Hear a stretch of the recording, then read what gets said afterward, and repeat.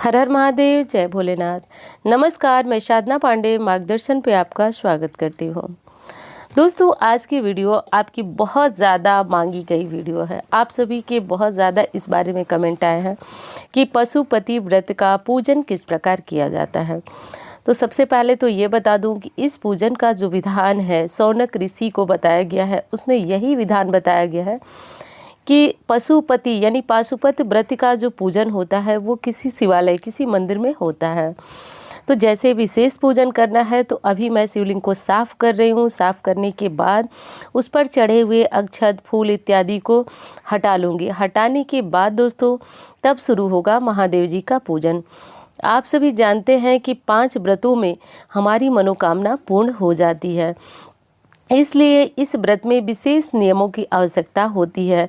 जैसी जिसकी शारीरिक स्थिति है उसके अनुसार जो है अलग अलग नियमों का पालन व्यक्ति करते हैं। तो अभी मैं शिवलिंग को अच्छी प्रकार से धो रही हूँ। धोने की कुछ क्लिप जो है शायद आपको नहीं दिखी, लेकिन कुछ जो है वो आप देख सकते हैं। उसके बाद दोस्तों शुरू होगा महादेव जी का पूजन। तो पाशुपति भगवान भोलेनाथ का नाम यानी कि पाशुपति अवतार भगवान भोलेनाथ का नाम लेकर के अब आप जल अर्पित करें। यहाँ देख लीजिए वो पंचामृत था, और ये बिल्वपत्र है, ये जनेऊ है, और ये घी का दीपक है, और ये धूप बत्ती है, ये मिश्री है, ये अक्षत है, ये आंकड़े का पुष्प है जो भगवान भोलेनाथ को अति प्रिय है, और ये लाल फूल गणेश जी गौरा जी को अर्पित करने के लिए, ये भस्म है, और ये रोली है, सिंदूर है और कुमकुम है, जो कि अशोक सुंदरी वाले स्थान पे चढ़ाया जाता है पशुपति व्रत में। तो सर्वप्रथम महादेव की पूजा करने के लिए आप जल अर्पित करेंगे। तो आप देख लीजिए अच्छी प्रकार, बस यही पूजा विधि है जो कि संपूर्ण पूजा विधि है। आपको कहीं कुछ भी भ्रमित होने की आवश्यकता नहीं है। सबसे पहले जल चढ़ाएंगे, उसके बाद जैसा कि पंचामृत जब आप घर से बना कर ले जाते हैं तो चीनी नीचे बैठ जाती है, तो उसको हिला करके निकाल लें, क्योंकि उसमें बर्तन में फालतू पड़े रहने का तो कोई अर्थ होता नहीं है। निकाल लें, उसके बाद पंचामृत से अभिषेक करें। अब आप चाहें तो ये अलग अलग चीज़ों से भी अभिषेक कर सकते हैं, दूध, दही, घी, शक्कर, शहद। लेकिन होता क्या है कि हमें सारी चीज़ें मंदिर लेकर जानी होती है, तो इसलिए एक साथ भी करके यदि आप ले जाते हैं तो कोई समस्या नहीं। उसके बाद पुनः शुद्धोदक स्नान जरूर कराएं जल से। जैसा कि आप देख सकते हैं, एक बार जल से स्नान कराना बहुत ज़रूरी है। और सामान्य पूजा पाठ में आप जलाधारी का पूजन करें न करें, लेकिन पाशुपति व्रत में बताया गया है जलाधारी का पूजन करना बहुत ज़रूरी है। जलाधारी यानी कि माता पार्वती, गणेश जी, कार्तिकेय जी और भगवान भोलेनाथ की पुत्रियां, तो इसलिए जलाधारी का पूजन अनिवार्य हो जाता है। अब भगवान भोलेनाथ का श्रृंगार करेंगे तो अष्टगंध, चंदन जो भी है उससे आप ओम बना सकते हैं, त्रिपुंड बना सकते हैं। तो अभी आप देख सकते हैं मैं ओम बना ली हूँ, और उसके बाद भस्म भगवान भोलेनाथ को समर्पित कर रही हूँ। और यदि आप भस्म से त्रिपुंड बनाते हैं तो भी बहुत श्रेष्ठ परिणाम की प्राप्ति होती है। तो देखिए ये है त्रिपुंड बनाने का सही तरीका, या फिर तीनों उंगलियों को भस्म में लगा करके तीनों उंगलियों में, और तब भी आप त्रिपुंड बना सकते हैं।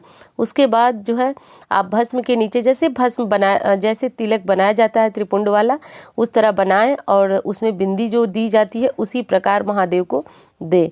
भस्म चढ़ाने से विशेष कामनाओं की पूर्ति होती है। अष्टगंध से भी अष्टगंध जो चंदन मार्केट में मिलता है उससे भी आप बना सकते हैं। अब भगवान भोलेनाथ को जनेऊ समर्पित करेंगे, और जनेऊ समर्पित करें, या फिर यदि कोई वस्त्र आप ले गए हैं तो वस्त्र भी समर्पित कर सकते हैं। लेकिन सूक्ष्म पूजा विधि है जो कि आप सभी आसानी से हर कोई कर सकता है, तो इस तरह से आप कर लें। अब अक्षत उन्हें समर्पित की जाती है। अक्षत यानी कि टूटे हुए चावल नहीं होना चाहिए। और यहाँ जलाधारी में माँ पार्वती का स्थान होता है, इसलिए सिंदूर चढ़ाएं, और बचे हुए सिंदूर को अपने मांग में ज़रूर लगाएं, तो इससे माँ पार्वती की कृपा प्राप्त होती है। अब थोड़ा सा जो भी भोग के लिए ले गए हैं वो चढ़ा दें। उसके बाद देखिए बिल्वपत्र चढ़ाने का तरीका मैं बता रही हूँ कि चिकने साइड को शिवलिंग पे समर्पित किया जाता है, और करके आप जो है इसी भांति जितने बेलपत्र आप ले गए हैं उस तरह से चढ़ा लें। 1, 5, 7, 11, 21, 101 जितने बेलपत्र मिले हैं ले जाइए। और अंतिम बेलपत्र चढ़ाने की विधि मैं बता रही हूँ, कई बार ये वीडियो मैं बता चुकी, आप देख लीजिए। इस पे थोड़े से अक्षत, चाहे तो सिक्का, चाहे तो कुछ भी जो पूजन सामग्री होती है वो रखकर चढ़ाते हैं। तो रावण संहिता में इसका विशेष महत्व बताया गया है कि इससे मनोकामनाओं की पूर्ति होती है। उसके बाद आप भगवान भोलेनाथ को दक्षिणा समर्पित करेंगे, तो दक्षिणा जैसा कि शिवलिंग के नीचे ही रख दें आप, और इसे समर्पित करके, और आंकड़े का पुष्प अभी देख रहे हैं आप, आंकड़े का पुष्प समर्पित करने से हमारी मनोकामनाएं बहुत जल्दी पूर्ण होती है। कहा जाता है कि कोई पुष्प एक समर्पित करें और आंकड़े का पुष्प एक समर्पित करें तो 1000 अन्य पुष्पों को चढ़ाने का फल एक आंकड़े का पुष्प चढ़ाने से प्राप्त होता है।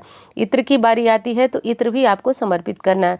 ये इत्र माता पार्वती के स्थान पे यानी कि जलाधारी पे भी लगाना है और भगवान भोलेनाथ को भी इत्र लगाना है।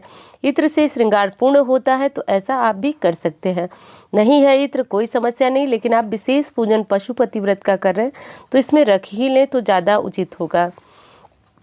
अब आप दीपक जला सकते हैं। उसके बाद कोई पाठ करना चाहें, जैसे शिव तांडव स्तोत्र का कर सकते हैं, चाहे तो शिव सहस्त्र नामावली का पाठ कर सकते हैं, चाहे तो आप दारिद्र दहन शिव स्तोत्र का पाठ कर सकते हैं। तो अनेक पाठ हैं, जो पाठ आप करना चाहें दीपक जला करके बैठ जाएं वो पाठ कर लें। अब बारी आती है आपके धूप बत्ती की, तो धूप बत्ती जला लें, दीपक जला लें और वहाँ बैठ कर के मंदिर में चाहे तो माला ले गए हैं रुद्राक्ष की, माला नहीं ले गए हैं तो भी आप भगवान भोलेनाथ के मंत्रों का जप कर सकते हैं। नमः शिवाय ओम महिलाएं जपें और पुरुष जो है, क्योंकि शिव पुराण में लिखा हुआ है, मैंने पढ़ा है इसलिए आप बता रही हूँ आपको कि महिलाओं को बताया गया है कि नमस्त अंत का यानी कि नमः का उच्चारण वो महिला जो है अंत में करेंगी और पुरुष जो है ओम नमः शिवाय का मंत्र जप करेंगे। ये सबसे श्रेष्ठ मंत्र बताया गया है। महामृत्युंजय मंत्र का भी जप आप कर सकते हैं। तो धूप दिखा लें, दीप दिखा लें और यदि कोई पाठ करना चाहें तो कर सकते हैं, नहीं तो उसके बाद जो है आपकी पूजा लगभग संपूर्ण हो चुकी है।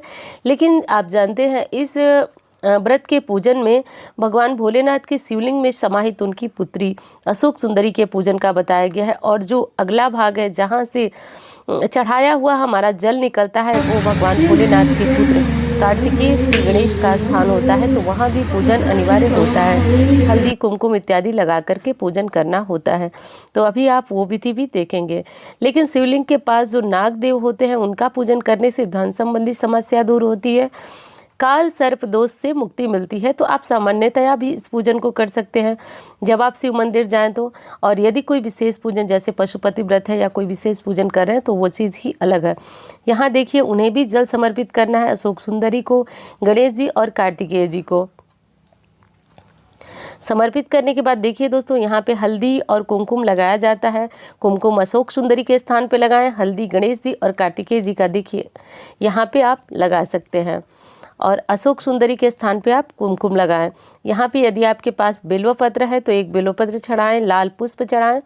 ऐसा करके आपका जो पूजन है वह संपूर्ण होता है। देखिए अभी इस अशोक सुंदरी जी को ये जो रोली होती है वो चढ़ाया जा रहा है। यहाँ पे श्री गणेश जी को सिंदूर जरूर चढ़ाया जाता है, विघ्नों का नाश होता है। आपके व्रत के बीच जो उलझने, जो मुसीबतें, जो विघ्न आते हैं वो दूर होते हैं। माता पार्वती को सिंदूर जरूर अर्पित करें और बचा हुआ सिंदूर स्वयं के मांग में भर लें। कहा जाता है इस प्रकार सुहाग लेने से पति दीर्घायु होते हैं, निरोग होते हैं और पति से आपके संबंध मजबूत होते हैं। लाल पुष्प यदि है तो श्री गणेश जी को, माता गौरा को अवश्य समर्पित करें। ऐसा करने से उनकी विशेष कृपा प्राप्त होती है, क्योंकि शिव जी को प्रसन्न करना है तो संपूर्ण शिव परिवार की पूजा आराधना जितनी हो सके यथासंभव हमें करनी चाहिए। तो ऐसा आप कर लें। दोस्तों इस पूजा को करते समय आपके मन में भगवान भोलेनाथ का जो भी मंत्र है मुख से बोल भी सकते हैं या जैसे भी आपको समझ में आए बस जप सकते हैं। अब बारी आती है नंदी जी की। तो नंदी जी को हमेशा अपने हाथों से स्नान कराना चाहिए स्पर्श के माध्यम से। इस विधि से स्नान कराने से नंदी जी विशेष जो है प्रसन्न होते हैं।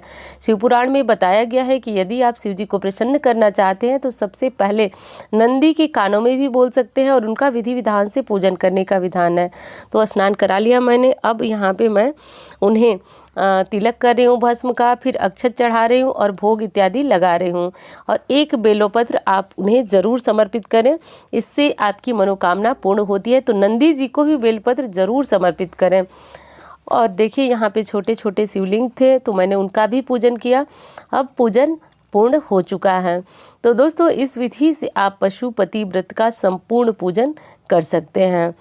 तो दोस्तों एक चीज़ और ध्यान रखना है आपको कि जब भी आप पशुपति व्रत का पूजन करें, कोई भी पाठ करें, तो महादेव के मंत्रों का जप करते रहें और मौखिक रूप से आप कोई भी मंत्र न जपें।